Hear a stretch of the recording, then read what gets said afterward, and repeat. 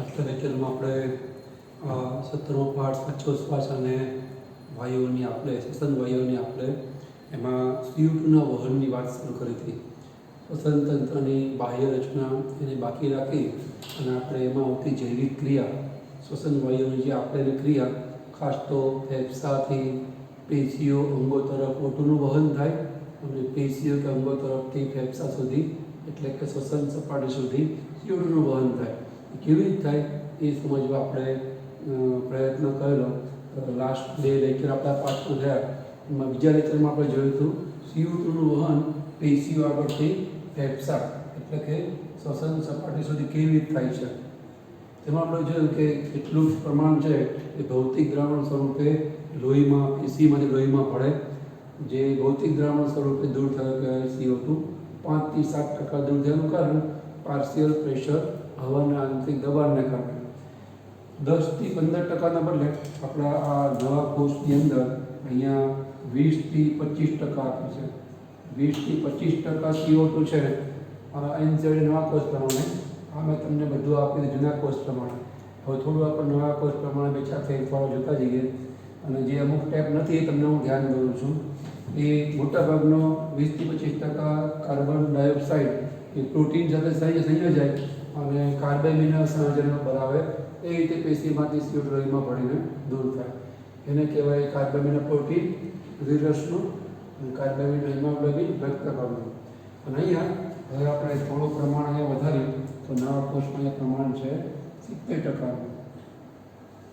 70% carbon dioxide છે એ sodium પોટેશિયમના બાયકાર્બન સ્વરૂપે દૂર થાય. એમાં આપણે જોયું રક્તકણની અંદર રહેલા પાણીમાં CO2 ભળે એટલે કાર્બોનિક એનહાઇડ્રેટની મદદથી કાર્બનિક એસિડ બને. એવો જેવો કાર્બનિક એસિડ રુધિરરસમાં પણ પાણીનો ભાગ હોય એમાં CO2 ભળે અને બને. પણ રુધિરરસમાં રક્તકણની જેમ ઉત્સેચક ના હોય કાર્બનિક એનહાઇડ્રેટ એટલે બહુ ધીમે બને. પણ બેમાં H2CO3 બને. એને દૂર કરવા માટે અહીંયા જે H2CO3 નામની એસિડ છે બને છે બેમાં રસ્તા અલગ અલગ હોય. રક્તકણ શું કરે એનું આયનીકરણ કરે. એ પૈકીનો જે બાયકાર્બોનેટ આયન છે એને બહાર મોકલે અને બહાર જે NaCl છે જોડે આયનીકરણ થવાથી છૂટો કરેલો Na+ જે હોય એ જોડાઈ અને સોડિયમ બાયકાર્બોનેટ બનાવે. અને ક્લોરીન છે એ દાખલ થાય એ અંદર. એ ક્લોરીનના સ્થાનાંતરણને આ નવા કોષના પ્રમાણે આપણે એને હેમ્બર્ગર ઇફેક્ટ પણ કહી શકીએ. હેમ્બર્ગર અસર કહેવાય. હેમ્બર્ગર અસરનો મતલબ શું? ક્લોરાઇડનું સ્થાનાંતરણ. એ કેમ થાય છે આપણે સમજાયું. આયનના સંતુલન માટે Cl દાખલ થાય અને અંદર જે H+ છે એ જોડાઈ HHB બને. જે H+ જોડાવા માટે HHB બને છે એ KHB માંથી આવતા HB માં H જોડાઈ એસિડ બને છે. જે K+ છે જો Cl જોડાઈને KCl બને. અહીંયા રુધિરરસની અંદર સોડિયમ સાથે પ્રોટીન જોડાય અને બનતો સોડિયમ પ્રોટીન એ આ H2CO3 સાથે જોડાય અને એને એસિડ બનાવશે રિડ્યુસ્ડ પ્રોટીન બળ સાથે. જોડે એમાં રહેલું બફર રસાયણ Na2PO4 સાથે પણ થોડો ભાગ H2CO3 જોડાય અને બનશે સોડિયમ બાયકાર્બોનેટ. અને અહીંયા 8 પેદા થશે બનશે બીજો બફર પદાર્થ સોડિયમ ડાયહાઇડ્રોજન ફોસ્ફેટ. આનું રૂપાંતર આમાં પણ થઈ શકે, આનું રૂપાંતર આમાં પણ થઈ શકે. બે બફર રસાયણો છે. બફર એટલે તમે કેમિસ્ટ્રી શીખ્યા હશો છતાં પણ તમને વધારે ખ્યાલ આવે એટલે આપણે જોઈએ ટોપિક પતે એટલે. તો આનું લોહી છે જે લોહીની અંદર રુધિરરસમાં પુષ્કળ સોડિયમ બાયકાર્બોનેટ હોય અને રક્તકણની અંદર KCl અને HHB હોય. એ જ્યારે KCl કોષો પાસેથી વહન પામી અને ફેફસા સુધી જાય શ્વસન સપાટી આગળ ત્યાં તરત એમાં રહેલો HHB એ હવામાંના O2 જોડે જોડાય એટલે બનશે HHBO2 ઓક્સિહિમોગ્લોબિનિક એસિડ બને. એ ઓક્સિહિમોગ્લોબિનિક એસિડના કારણે KClનું આયનીકરણ થાય અને રુધિરરસમાં રહેલા NaHCO3 નું પણ આયનીકરણ થાય. એ પ્રક્રિયાને કહેવાય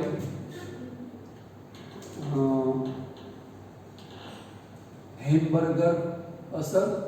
અને આનું એક નામ છે એ આપણને આપણી બુકની અંદર આપ્યું છે એ છે હેલ્ડેન અસર. આપણે સાયન્ટિસ્ટનું નામ છે એને કહીએ છીએ હેલ્ડેન અસર. એટલે કે HHBO2 ને કારણે આ KCl નું આયનીકરણ થાય, Cl બહાર આવે, પ્રતિસંધાન થઈ, એને HCO2 નું જ્યારે બને હોય પેશી કોષ આગળ એ આયનીકરણ પામે, HHBO2 ને કારણે આવું થાય. ઓક્સી હિમોગ્લોબિક એસિડને કારણે આ બેમાં આયનીકરણ થાય અને Cl બહાર આવવાથી NaCl બનશે, તો એ પાછો મળી જાય લોહીને, અને બાયકાર્બોનેટ એ વળી અંદર આકર થઈ અને K+ જોડાઈ બનાવશે પોટેશિયમ બાયકાર્બોનેટ, જે આપણે લખેલું છે પોટેશિયમ બાયકાર્બોનેટ અને સોડિયમ બાયકાર્બોનેટ, એ બે રસાયણો બને કાર્બન ડાયોક્સાઇડના બાયકાર્બોનેટ સાથે, સોડિયમ પોટેશિયમ સાથે, તે મને બતાવ્યું. હવે આ પોટેશિયમ બાયકાર્બોનેટ એ બેઝિક છે, એ એસિડિક એવા ઓક્સી હિમોગ્લોબિનિક એસિડ સાથે જોડાય અને બનાવશે CHBO2 અને પોટેશિયમ ઓક્સી હિમોગ્લોબિનિક એસિડ, અને આને કહેવાય H2CO3. અહીંયા આપણે જોયું હતું એ H2CO3 પર જે રક્તકણો બને છે આ ઉત્સેચક કામ કરે. કાર્બનિક એનહાઇડ્રેટ છે એ પ્રતિવર્તી ઉત્સેચક છે, પ્રક્રિયકોને નિપજમાં ફેરવી શકે, નિપજને પ્રક્રિયકોમાં. એટલે H2CO3 ને ફેફસાની દિવાલમાં એ રક્તકણમાં H2O અને CO2 ફેરવે, એ ઉચ્છ્વાસ કહેવાય. ઉચ્છ્વાસમાં આપણને ખબર હોય પાણીની વરાળ હોય અને કાર્બન ડાયોક્સાઇડ હોય, તો એ રીતે કાર્બન ડાયોક્સાઇડ થઈ જાય. એ વખતે શ્વસન સપાટી આગળ આ ઉલટું હોય.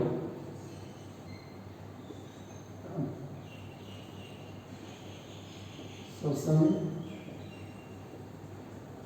સપાટી પાસે હવામાં જે CO2 છે એનું પ્રમાણ લોહીમાં પેશીઓમાં, ફેફસાની પેશી વધારે હોય, હવામાં ઓછું હોય. પેશીમાં અહીંયા આપણે ફેફસાનું પ્રમાણ આપીએ, ફેફસાનું પ્રમાણ તાજી હોય તો CO2 ઓછું, O2 વધારે હોય, અને લોહીમાં ફેફસાની પેશીઓમાં O2 પણ ઓછું હોય. એટલે CO2 દૂર થઈ જાય, O2 લોહીમાં દાખલ થઈ જાય. અને જો જોડે આ કાર્બનિક પદાર્થો, કાર્બનિક પ્રોટીન એ પોતાનું કાર્બન ડાયોક્સાઇડ ફેફસાના પ્રમાણમાં દૂર કરે. આ જ નિયમ અનુસાર પાર્શિયલ પ્રેશર ફેફસાની જે પેશીઓમાં લોહી છે એમાં વધારે હોય, કાર્બનિક પ્રોટીનના કારણે એનું પ્રમાણ કે આંશિક દબાણ, તાજી હવામાં CO2 ઓછો હોય, દબાણ ઓછું હોય, તો એ પણ પોતાનો CO2 છોડી અને હવામાં, એટલે કે ફેફસાના પોલાણની હવામાં ઠાલવી દે. એ ત્રણ રીતનો કાર્બન ડાયોક્સાઇડ આવી જાય, દૂર થઈ જાય. તો આપણે મુખ્ય મુદ્દો શીખ્યા કેવી રીતે CO2 નું વહન થાય છે પેશી કોષો પાસેથી શ્વસન સપાટી પાસે. હવે ઉલટું શીખીએ કેવી રીતે O2 નું વહન થાય છે, રુધિર દ્વારા O2 નું વહન. એ ઉલટું થાય, શ્વસન સપાટીથી ફેફસા સુધી થાય. બરાબર, એ હવે શીખીએ છીએ. આમ તો મેં તમને ગયા વખતે કીધું એમ આમાં આવી જ ગયું, છતાંય આપણે એક વખત સ્ટેપ બાય સ્ટેપ શીખવા પ્રયત્ન કરીએ. એ બધા સ્ટેપ આમાં આવી જ જાય, છતાં ફરી એકવાર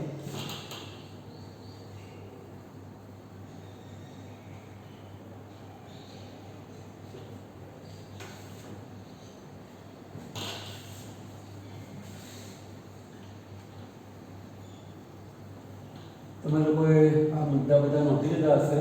અહીંયા જે બફર રસાયણ છે એ અને આ KHB વાળું સ્ટેપ, બે સ્ટેપ આપણને નવા કોર્સમાં આપ્યા નથી, બાકી બધું વર્ણની અંદર સીધી કે આ વખતે આવી જાય. બીજું સ્ટેપ આ NaCl નું અને PHB નું અને બફર રસાયણનું, એટલું આપણને નવી આવૃત્તિમાં ઇન્સેટમાં આપ્યું નથી. બાકીનું જે વર્ણન છે તમને આની અંદર ખ્યાલ આવી જશે. હવે આપણે જોઈએ છીએ કેવી રીતે ફેફસા એટલે કે શ્વસન સપાટી આગળથી ઓક્સિજન એ પેશી કોષ તરફ વહન પામે છે. એના માટે સૌથી પહેલા આપણે જોઈએ કે પેશી કોષો આગળ કેવો ફેરફાર થાય. તો આપણે એના માટે જે CO2 નું વહન શીખ્યા ને એ યાદ રાખવું પડે. આપણે એમાં એવું જોયું કે CO2 ના વહન દરમિયાન જે CO2 છે એ સોડિયમ બાયકાર્બોનેટના રૂપમાં લોહીમાં ભળે. એની અંદર આપણે જે 70% કાર્બન ડાયોક્સાઇડ છે એ સોડિયમ બાયકાર્બોનેટના રૂપમાં રુધિર રસમાં હોય છે, અને 20-30% જે કાર્બન ડાયોક્સાઇડ છે એ કાર્બમિનો હિમોગ્લોબિનના રૂપમાં રક્તકણમાં હોય છે. એટલે બહુ મોટો ભાગ કાર્બન ડાયોક્સાઇડનો રુધિર રસ દ્વારા વહન પામે સોડિયમ બાયકાર્બોનેટના રૂપમાં, અને બહુ થોડો ભાગ કાર્બમિનો હિમોગ્લોબિનના રૂપમાં રક્તકણમાં વહન પામે. O2ના વહનમાં એ પ્રમાણ અથવા પ્રપોર્શન ઉલટું છે. એની અંદર આપણને આપી છે કે માત્ર 3% CO2 છે એ O2 છે એ રુધિર રસ દ્વારા વહન પામે. ઓક્સિજનનો મોટો જથ્થો 97% ઓક્સિજન છે એ રક્તકણ દ્વારા વહન પામે. કારણ કે રક્તકણની અંદર હિમોગ્લોબિન છે. હિમોગ્લોબિન એટલે શું? આપણે થોડું બંધારણ એ નામા પાઠમાં શીખ્યા હોઈએ કે એમાં ગ્લોબિન નામના પ્રોટીનની 4 શૃંખલાઓ હોય. 2 આલ્ફા શૃંખલા અને 2 બીટા શૃંખલા. આલ્ફા શૃંખલા અને 2 બીટા શૃંખલા.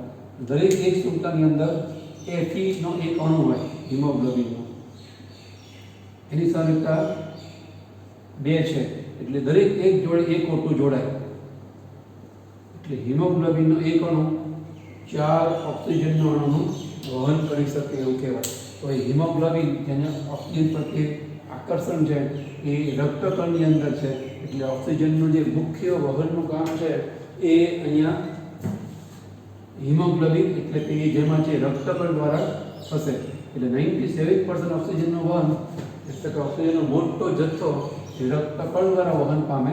બહુ નહિવત પ્રમાણ ઓક્સિજનનું રુધિર દ્વારા વહન પામે. CO2માં ઉલટું હોય, બહુ મોટો જથ્થો 70%થી વધારે પ્રમાણ કાર્બન ડાયોક્સાઇડનું એ રુધિર રસ દ્વારા વહન પામે અને બહુ ઓછું પ્રમાણ કાર્બન ડાયોક્સાઇડનું કાર્બમિનો હિમોગ્લોબિનના રૂપમાં રક્તકણ દ્વારા વહન પામે. આ પણ પ્રશ્ન અગાઉ એ ગુજકેટને પૂછાયો છે કે CO2O2ના વહન માટે કયું વાક્ય સાચું છે? કે CO2O2 ને રુધિર રસ રક્તકણ બંને સરખા પ્રમાણમાં વહન કરે છે. રુધિર રસ છે O2નું વધારે વહન કરે, રક્તકણ CO2નું વધારે વહન કરે. એ ઉલટું કહેવાય ને, રક્તકણ O2નું વધારે વહન કરે, રુધિર રસ છે વધારે CO2નું વહન કરે. એટલે એ તમને આના ઉપરથી પૂછાયેલો પ્રશ્ન, તમને આ કન્સેપ્ટ ખ્યાલ છે, કન્સેપ્ટ છે એનો તમને નોલેજ હોય, માહિતી તો વાંધો ના આવે, તમને પ્રશ્નનો જવાબ લખતા આવડે. હવે આપણે શીખીએ કેવી રીતે O2નું વહન થાય. CO2 પેશી આગળથી ઉત્પન્ન થઈ 4 સેકન્ડની અંદર અને શ્વસન સપાટી રીતે ફેફસા સુધી આવી નિકાલ પામે. એ દરમિયાન કયા સ્વરૂપમાં વહન પામ જોયું કે મોટાભાગે સોડિયમ પોટેશિયમના બાયકાર્બન સ્વરૂપે, થોડું ભૌતિક દ્રાવણ સ્વરૂપે, થોડું કાર્બમિનો હિમોગ્લોબિન સ્વરૂપે વહન પામે. હવે ઉલટું છે કે ફેફસા આગળથી ઓક્સિજન લઈ અને રુધિર જ્યારે પેશીઓ આગળ જાય ત્યારે કયા સ્વરૂપમાં જાય છે? તો અહીંયા જ્યારે રુધિર શ્વસન સપાટી પાસે આવે એટલે કે ખાસ તો ફેફસા પાસે આવે ત્યારે આપણે હમણાં કીધું એમ CO2ના વહનની અંદર કેવું લોહી ફેફસા આગળ આવે છે આપણને ખબર હોવી જોઈએ. તો એવું લોહી ફેફસા આગળ આવે છે કે જે લોહીના રક્તકણમાં HHB અને KCl છે અને રુધિર રસની અંદર પુષ્કળ સોડિયમ બાયકાર્બોનેટ છે. એવું લોહી જ્યારે ફેફસા આગળ આવે ત્યારે દરેક રક્તકણમાં રહેલું હિમોગ્લોબિન કે જેમાં હાઇડ્રોજન ભરેલો છે એટલે તેને રિડ્યુસ્ડ હિમોગ્લોબિન કહેવાય એ છે, એમાં હવાનો ઓક્સિજન છે ભળે એટલે બનશે HHBO2. આનું નામ આપણે ગયા વખતે લખ્યું હતું, ફરી લખીએ છીએ ઓક્સી હિમોગ્લોબિનિક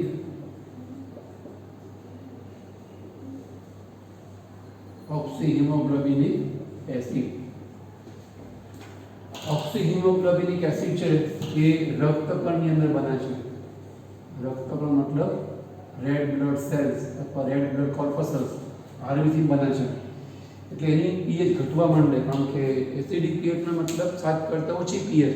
એકચ્યુઅલી લોહીની પીએચ આપણે અગાઉ લેક્ચરમાં વાત કરી એમ 7.32 હોય એટલે 34 હોય એટલે કે એસિડ આલ્કલીય હોય અને એસિડ બને તો એની પીએચ 7.34 આલ્કલીના બદલે એસિડિક થઈ જાય, ઘટવા માંડે. એવું થાય તો યજમાનની જીવતા જોખમાય કારણ કે પીએચ બદલાય એટલે ઉત્સેચકો કામ કરતા અટકે. ઉત્સેચકો ચોક્કસ પીએચ ચોક્કસ તાપમાન ઉપર જ કામ કરવા ટેવાયેલા હોય તો એના કારણે યજમાનની જીવતા જોખમાય. એવું થાય નહીં એટલે અહીંયા રક્તકણની અંદર ઓક્સીહિમોગ્લોબિનના કારણે અહીંયા રુધિર રસમાં જે NaHCO3 છે પુષ્કળ એનું આયનીકરણ પ્રેરાય, જેને આપણે અગાઉ સમજાયું હેલ્ડન અસર કહેવાય. અને અહીંયા પણ જે KCl છે એનું આયનીકરણ થઈ અને K પ્લસ Cl માઇનસ બને. અહીંયા પણ Na પ્લસ અને HCO3 માઇનસ. બે પૈકી HCO3 માઇનસ એ રુધિર રસમાંથી રક્તકણમાં જાય અને આ Cl છે એ રક્તકણમાંથી રુધિરરસમાં આવે. રુધિરરસમાંથી રક્તકણમાં ક્લોરાઇડ જાય એને હેમબર્ગર અસર કહેવાય. એ આપણે હમણાં યાદ કર્યું. અહીંયા અથવા એને કહેવાય ક્લોરાઇડનું સ્થાનાંતરણ. અહીંયા હવે ઉલટું થાય છે. રક્તકણમાંથી ક્લોરાઇડ રુધિરરસમાં પાછો આવે છે, એને કહેવાય ક્લોરાઇડનું પ્રતિસ્થાનાંતરણ. અને અહીંયા આવે એટલે એ જોડાય Na+ જોડે અને બને NaCl. જે પીસી કોષો આગળ NaCl વપરાય હતો એને પાછો મળી જાય. જે આ HCO3 છે માઇનસ ઋણાયન એની જોડે K+ જોડાય એટલે બનશે KHCO3 પોટેશિયમ બાયકાર્બોનેટ. આ બેઝિક છે, એસિડિક છે, તો એની વચ્ચે પ્રક્રિયા થાય એટલે બનશે HHBO2 અને KHCO3.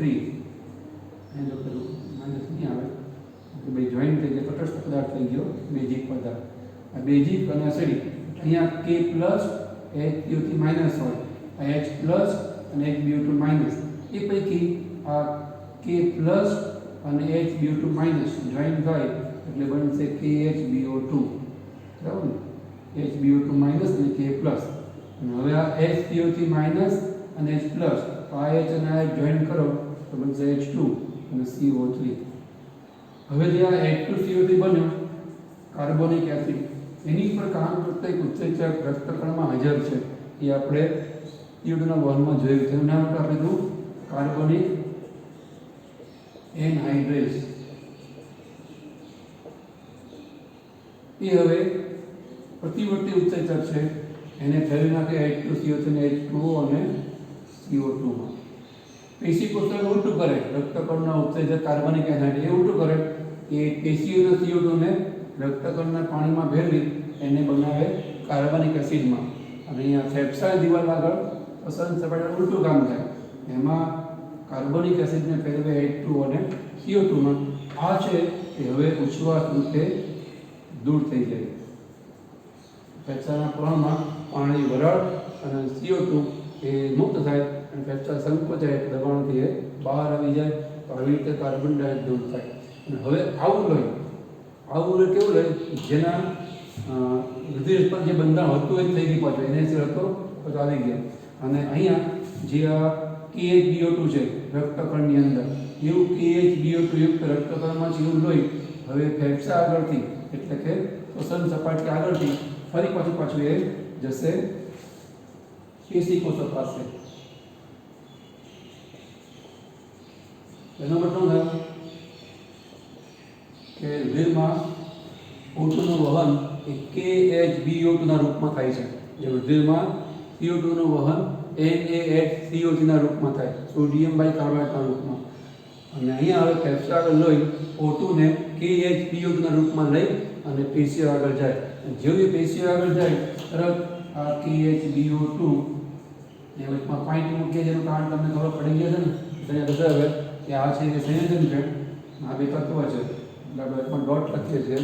એનું તરત આયનીકરણ થાય KHBO2 અને ફેરવાય KHB અને O2. આ O2 છે એ પેશીઓમાં દાખલ થાય જે જાહેર શ્વસનમાં જરૂરી છે. બરાબર. અને KHB ક્યાંથી આવ્યો મેં તો સમજાવેલું કે રક્તકણમાં અગાઉથી KHB હોય એ કેવી રીતે તમને આગળ ખબર પડશે. આવી રીતે હોય જે આ ઓક્સિજનનું વહન કરનારો KHBO2 છે એ જ્યારે પેશી આગળ આવે ત્યારે એમાંથી O2 છૂટો પડે અને KHB છે એ હવે છૂટો પડે K+ અને HB- અને K+ જોડાય રુધિરરસમાંથી આવતા Cl જોડે KCl બને અને HB જોડાય H જોડે HHB બને. એવી રીતે HHB અને KCl છે અહીંયા રક્તકણની અંદર હોય છે. અને વારંવાર રુધિર હવે વળી પેશી આગળથી ફેફસા આગળ જાય એટલે એ વખતે આમાંથી બનશે KCl અને HHB એ ઉપર જાય. HHBનો ઉપયોગ છે આવી રીતે થશે, KClનો કંઈક થશે. KCl અને HHBને કારણે આવી રીતે KHB બનતું હોય છે. અહીંયા આને કહેવાય O2નું વહન. એક આપણને આંકડો આપ્યો છે કે જે રુધિર છે એ રુધિરમાં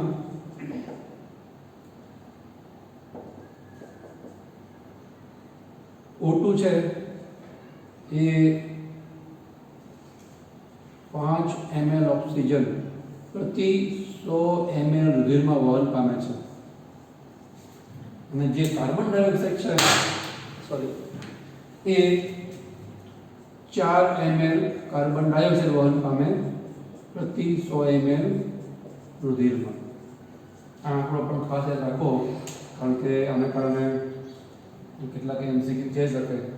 આંકડાકીય પૂછાય તો જ્ઞાનનો પ્રશ્ન કહેવાય, નોલેજનો પ્રશ્ન કહેવાય. આપણે ગોખીઓ યાદ રાખીએ તો આપણને આવડે કે કેટલા રુધિરના પ્રમાણમાં કેટલા પ્રમાણનું CO2નું એ પ્રમાણ છે, કેટલા પ્રમાણનું એનું એવી રીતે રુધિરમાં મહત્વ હોય છે કે હાજરી હોય છે. પણ એ સિવાય જ્યારે આપણને કોઈ એવી રીતે આપણને આપણી જે સમજૂતી છે, અન્ડરસ્ટેન્ડિંગ છે, એનો પ્રશ્ન પૂછે તો ખબર પડે. ઉદાહરણ તરીકે તમને એમ પૂછે કે O2 છે વધારે આવે છે, CO2 છે ઓછો દૂર થાય છે, તો એનો મતલબ કે CO2 વધી ના જાય, એ વધશે નહીં. કારણ કે આ જે CO2 છે એ રુધિરમાં 20% હોય, એ પીસીમાં 25% જ આવે છે, 20 ml, અને 25%, 20 એમાંનો ચોથો ભાગ 25% એટલે 5 ml થાય. તો જે ઓક્સિજન છે ને એ જે ઓક્સિજન આપણા ગ્લુકોઝનું દહન થાય ને C6H12O6, એમાં તો બે તરફ સરખું જ આપીએ છીએ. અહીંયા 6 O2 અને અહીંયા 6 CO2, અને એટલા માટે આપણે કીધેલું કે કાર્બન પદાર્થમાં જે આરક્યુ છે ને એમાં 1 હોય, CO2 ભાગ્યા O2, આરક્યુ બરાબર આવું થાય. અહીંયા 6 CO2 છે, 6 O2 છે, આનો આરક્યુ મને 1 આવે. આવું શીખ્યા છીએ આપણે. એટલે O2 અને CO2 છે એ શ્વસનની ક્રિયામાં આમ તો સરખી માત્રામાં છે વપરાય. પણ અહીંયા આપણને જે આંકડો આપે છે એ આંકડો એવો છે કે જેમાં CO2 છે એ ઓછો વહન પામે દૂર થાય છે, અને O2 છે એ વધારે ઉપયોગમાં છે આવે છે. પણ એવું નથી, એનું પણ બેલેન્સ છે એ થાય છે કે O2 કેમ વધારે અને CO2 છે કેમ ઓછો. બીજા સંયોજનના રૂપમાં પ્રક્રિયામાં વપરાય છે. સરવાળે તો આવતો O2 જતો CO2 એનું બેલેન્સ છે જળવાય છે. તો અહીંયા આપણે CO2 O2ના વહનરૂપી જે જૈવિક ક્રિયા છે, શ્વસન તંત્રની મુખ્ય ક્રિયા, સતત એ સજીવ શરીરને વાતાવરણમાંથી O2 લઈ અને CO2 મુક્ત કરી આપે છે. એ કેવી રીતે વહન પામે આપણે લોહીમાં શ્વસન સપાટીના ફેફસા કે પેશી કોષો વચ્ચે CO2 O2 રુધિર દ્વારા, એની આપણે વિગતવાર વાતો કરી. હવે જે આપણે એક મુદ્દો તમને સમજાવવાનો કે આપણે કહું છું બફર રસાયણ એટલે શું, થોડું એના વિશે આપણે માહિતી મેળવીએ. તો બફર રસાયણ એટલે શું એ તમે આમ તો કેમિસ્ટ્રીમાં શીખ્યા હોય, નહીં શીખ્યા હોય તમારે આવશે. તમને ખાલી અંદાજ આવે કે બફર રસાયણ છે એનું શું મહત્ત્વ છે. આપણે અહીંયા બફરનો ઉપયોગ બતાવ્યો, જે ભલે એનસીઈઆરટી બુકમાં આપણને આપ્યો નથી, આપણને કેમિસ્ટ્રીમાં આવે છે અને આપણે શીખી રહ્યા છીએ બાયોકેમિસ્ટ્રી જેવો મુદ્દો, તો ખ્યાલ આવે. એટલે જસ્ટ કોમ્પિટિટિવ એક્ઝામમાં આપણને વાંધો ના આવે, એને લગતો કયો પ્રશ્ન પૂછાય તો એટલે હું તમને ખાલી એના માટે તે આઉટ ઓફ ટેક્સ્ટ બુક જઈ અને એ સમજાવું છું. તો બફર રસાયણ માટે, બફર દ્રાવણ માટે એવું કહેવાય છે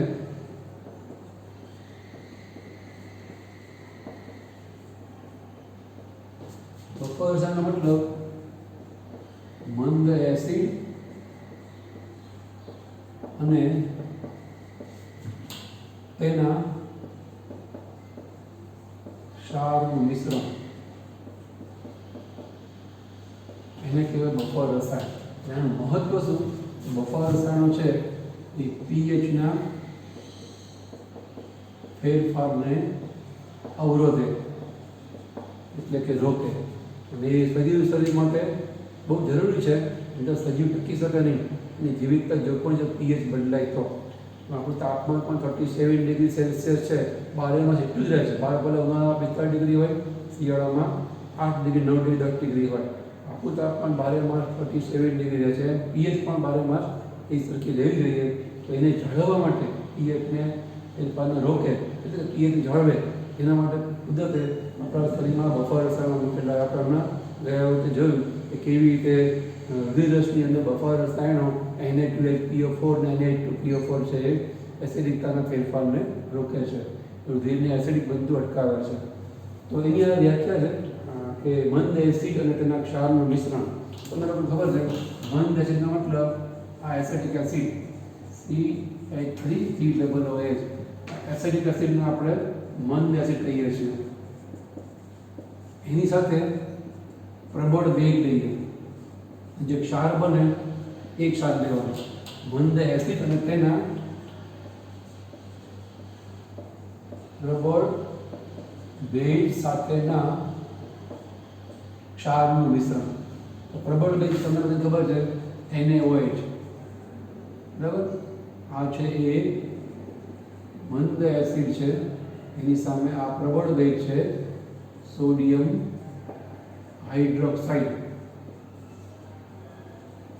તમને બધાને ખ્યાલ જ છે એસિડ ને બેઝ વચ્ચે પ્રક્રિયા થાય એને કહેવાય તટસ્થીકરણ, ટાઇટ્રેશન માટે તટસ્થીકરણ. અને કોઈ પણ એસિડનો કોઈ પણ બેઝ સાથેનો જે કંઈ પ્રક્રિયાથી બને નિપજમાં એ ક્ષાર અને પાણી જ હોય. તો અહીંયા Na અને અહીંયા બનશે CH3COO માઇનસ અને H પ્લસ. તો અહીંયા Na પ્લસ અને OH માઇનસ. તો Na પ્લસ અને CH3COO માઇનસ એ જોડાઈ જાય એટલે CH3COO માઇનસ અને Na પ્લસ. તો આ બનશે સોડિયમ એસિટેટ. સોડિયમ એસિટેટ આ ક્ષાર બને છે. જે બાકી બને એ પાણી OH માઇનસ અને H પ્લસ એટલે બનશે H2O અને કહેવાય પાણી. હવે તટસ્થ છે, પ્રશ્ન નથી. અહીંયા આ મંદ એસિડનો પ્રબળ બેઝ જેવાનો ક્ષાર કહેવાય. હવે વ્યાખ્યા પ્રમાણે બફર કોને કહેવાય? મંદ એસિડ અને પ્રબળ બેઝ જેવાના ક્ષારનું મિશ્રણ. હવે તમે જો આને કહેવાય બફર રસાયણ. CH3COOH plus CH3COO Na. Acetic acid, sodium acetate, મંદ એસિડ અને એનો પ્રબળ બેઝ જેવાનો ક્ષાર, એના મિશ્રણને કહેવાય બફર. હવે આ બફર રસાયણ છે ને એ એસિડિકતા અને બેઝિકતાના ફેરફારને રોકે. ઉદાહરણ તરીકે આપણે આની પ્રક્રિયા એસિડ જોડે કરાવીએ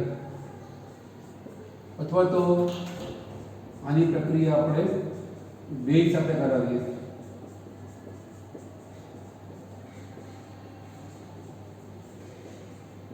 માનો કે બેઝ આપણે લઈએ છીએ KOH, પોટેશિયમ હાઇડ્રોક્સાઇડ, બરાબર. તો જ્યારે એસિડ શરીરમાં જાય તો pH ઘટવા માંડે, બેઝ શરીરમાં pH 7.4 કરતાં વધવા માંડે. બંને શક્તિ સજીવ માટે નુકસાનકારક કે જીવલેણ છે.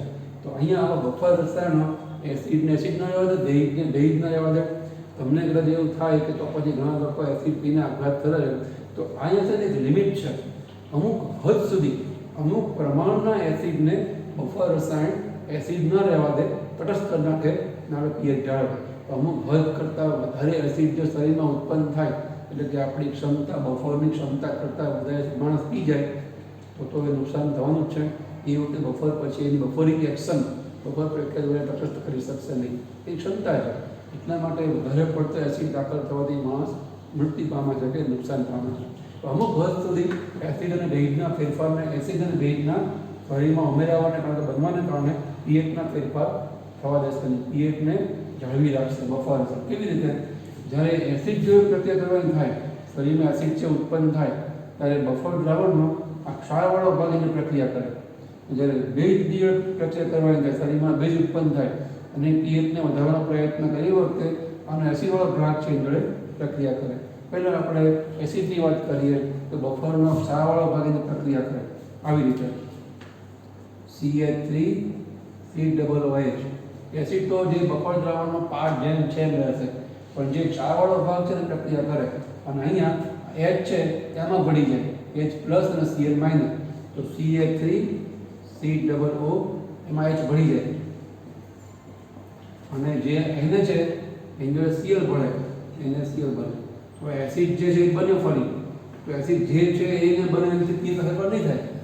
એક લોટો પાણી હોય, એક પાત્રમાં 1000 લીટર કે 1000 ml પાણી ભર્યું હોય, એની pH 7 છે, એમાં એનું બીજું 1 લીટર પાણી નાખો તો pH 7 ની સાથે લાવે ને, એનો એક વધારે ઘટે એથી કોઈ ફેર નહીં પડે. એ પદાર્થ 1 ml છે કે 1000 ml છે, એની pH જે એટલી હોય જ રહેવાનું. આને કારણે pHમાં ફેરફાર નહીં થાય, કારણ કે આ એસિડ તો એમાં છે જ. એસિડના પ્રમાણ બદલાને એસિડનું સંકેલન કે પ્રમાણ પ્રકાર બદલે છે ત્યારે એની pHમાં ફેરફાર થાય. અને આ તો ક્ષાર તો તટસ્થ હોય તો આવી રીતે એસિડને એસિડ નહીં રહેવા દે. અને જો બેઝિક પદાર્થ હોય તો એનો એસિડોગ્રાફ પ્રક્રિયા કરે બફર દ્રાવણનો ક્ષારવાળાની શું પ્રક્રિયા કરે તો અહીંયા જે CH3COOH છે ને એમાં આ K જોડાય છે એટલે બનશે CH3COOK પોટેશિયમ એસિડ કહેવાય છે આને કહેવાય સોડિયમ એસિટેટ આને કહેવાય પોટેશિયમ એસિટેટ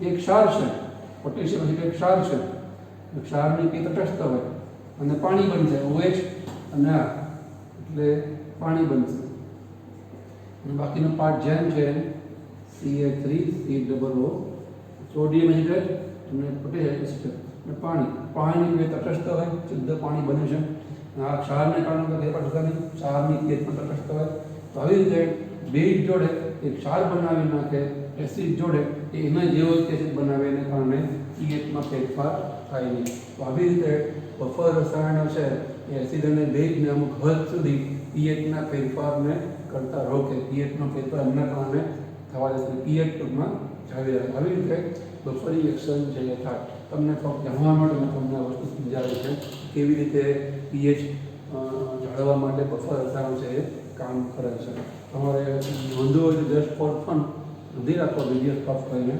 બાકી તમને ખ્યાલ આવે એટલા માટે બફરની આપણે વાત કરી અહીંયા આપણે આ તંત્રનો પહેલો પાઠ પૂરો કરીએ છીએ કેવી રીતે રુધિર દ્વારા શ્વસન સપાટી અને પેશી કોષો વચ્ચે CO2 આપલે છે રુધિર છે કરે છે અહીંયા આપણે કામ પૂરું કર્યું હવે ખરેખર તો અંતઃસ્તરતના પાઠમાં છે નહીં આપણે તો સમજાવ્યું કે એમ બાહ્ય રચના છે એ આવે છે પણ એ શીખ્યાની પહેલાં આપણને બીજી નાની બે ત્રણ બાબતો આપી છે એ શીખ્યા પછી આપણને વાત કરીએ ફરી એ શીખવા માટે પણ આ બાહ્ય રચના આપણને આવડવી એ જરૂરી છે એ આપણને આપી છે બાબત એ છે ફેફસાની ક્ષમતા અને વાયુઓનું કદ હવે મુદ્દો આપણને આપે છે ફેફસાની ક્ષમતા અને વાયુઓનું કદ એટલે શું તમને બધાને ખબર છે કે આપણે જે શ્વાસ ઉશ્વાસની પ્રક્રિયા કરીએ છીએ સાધારણ રીતે સામાન્ય સંજોગોમાં આપણી જાણ બહાર સૂતા હોઈને પણ એ પ્રક્રિયા ચાલુ જ હોય છે એ વખતે જે હવા ફેફસામાં જાય છે